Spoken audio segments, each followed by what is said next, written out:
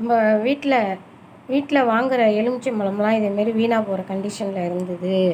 ஊறுகாவுக்கு நிறையா வாங்கும்போது இதுமாரி வீணாக போனதெல்லாம் வந்ததுன்னா இதெல்லாம் வேஸ்ட்டு செய்யாமல் நம்ம பூஜை ஜாமான்லாம் எப்படி விளக்கலாம் இதை வச்சுங்கிறத ஒரு வீடியோவாக பார்ப்போம் வாங்க.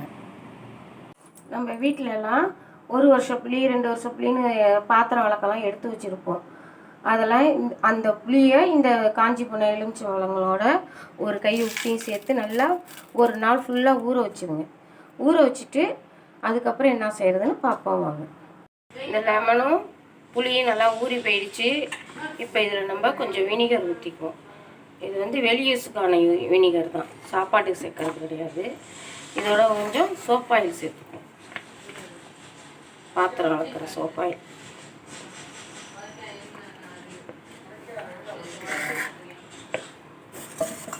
இப்போ இதை எல்லாத்தையும் மிக்ஸ் பண்ணி மிக்சியில் அள்ளி போட்டு ஒரு அடி அடித்து எடுத்துக்குவோம்.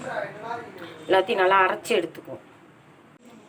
இதேமாரி நல்லா அரைச்சி நல்லா கலந்து விட்டுக்குங்க. கையாலேயே கலந்துக்கலாம்.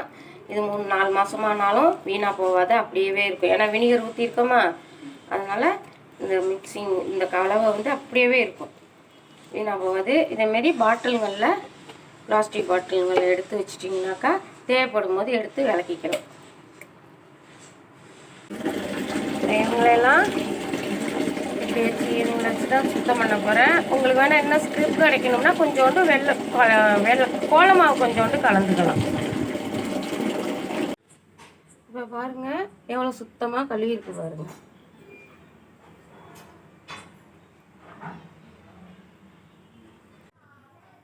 எவ்வளோ அழகாக பளிச்சுன்னு விளக்கு எரியுது பாருங்கள். இதேமாரி நீங்களும் வீணாக போகிற பொருளெல்லாம் சரி பண்ணி யூஸ் பண்ணிங்கனாக்கா நல்லாயிருக்கும். இதேமாரி நீங்களும் பூஜை ஜாமான்களை சுத்தமாக விளக்கி வச்சுக்கலாம். ஷேர் பண்ணுங்கள், கமெண்ட் பண்ணுங்கள், லைக் பண்ணுங்கள், சப்ஸ்கிரைப் பண்ணுங்கள். நன்றி.